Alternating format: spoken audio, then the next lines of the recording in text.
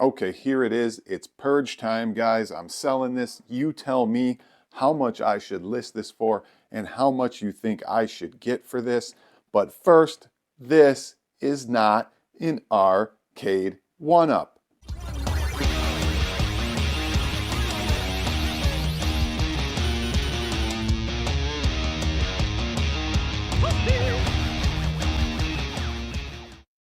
So before you go and you just put out a number of what you think I should sell this for, let me first give you the details, give you a better full look right there.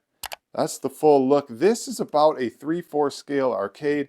It is a home scale, a home built arcade, guys. I built this myself. It is on a riser. You can see it's a flush riser. You can kind of see the line there, not too much, but you can see it's a flush riser. We have Mortal Kombat arcade buttons for credits built in right there. We have a USB port in the front.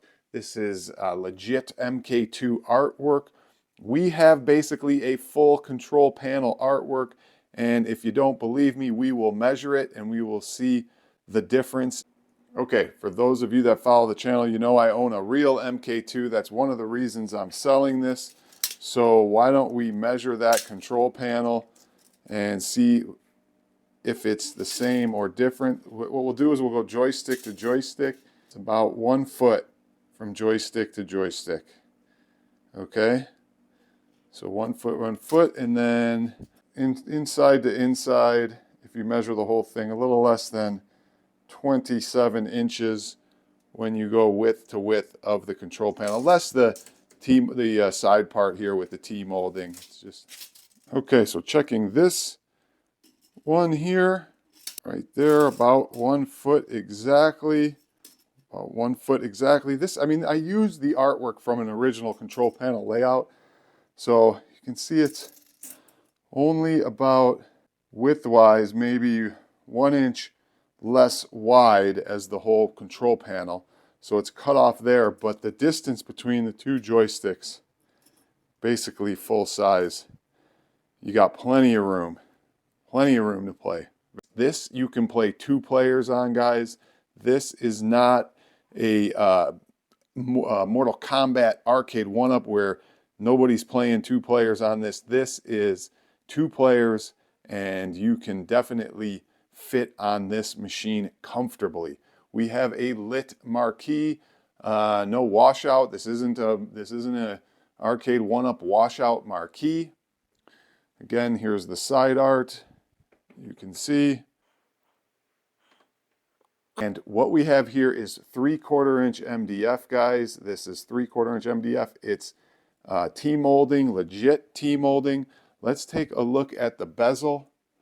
Okay, you can actually see on the bezel I have put the characters and their moves all on the bezel, and you can read them. This camera isn't doing it justice, but you can see the bezel is legit. Pretty cool that you can see all the characters. I actually made this bezel myself with the help of a friend, and we got it printed. So unique bezel for this, actually. Okay, let's look at the machine itself, guys.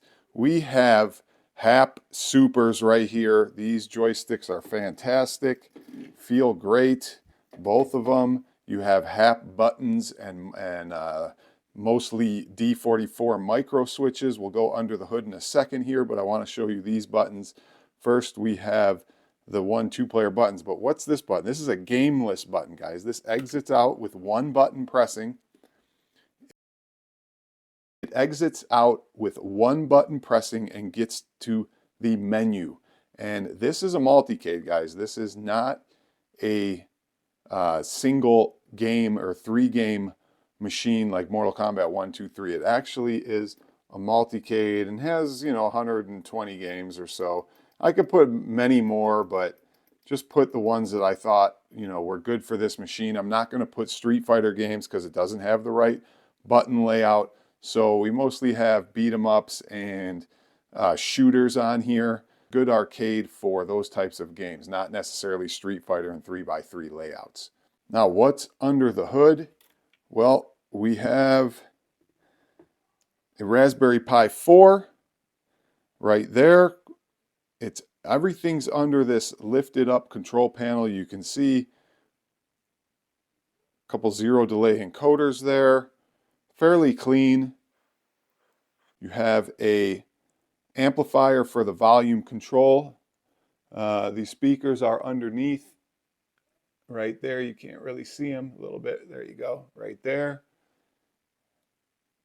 And again, those are HAP joysticks. Now, we have a couple other unique features on here. Here's one of them I'm going to show you right away. Let's say we just go into any game here. Let's go Rygar. Forgot to mention that the screen, I believe, is a 22-inch. This is a 16 by 10 screen, which I really like because you can actually change Mortal Kombat into widescreen and it looks really good. Now these are not, I still have it set to 4:3, which is correct. But if you wanted to, it doesn't look that bad when you stretch it out. Okay, but let's look at a couple things here, guys. Number one is I have these two buttons on the side right here. Okay, I used to use them as volume control up and down, but I changed them. One is one button dip switch controls. Okay, you just hit this button and you can get into the dips, and it's much easier than having to remember a combination. So many people are like, how do you get into the dip switch settings? How do you do that? Well, in this one, it's just one simple button here. You press it and boom, you got access to all your dip switches and your main menu. Okay, we back out just by hitting the same button. Then we have another one button press. What does that go to? Boom, goes right into RetroArch. So now you can just access all your RetroArch settings right from here if you want, just in case you want to change anything. One button press in and out to those settings. That is a great feature, guys. And then don't forget we have the game list. One button out takes you right to the game list. These are the types of settings that I do when I set up my Multicade. I want ease. I want it to be clean. And that's, those one button hotkeys are the way to go.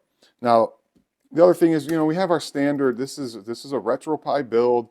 You can change all the UI settings if you don't like it, if you don't like the way it looks. There's so many different, options here that you can go to if you just want to change the view of it.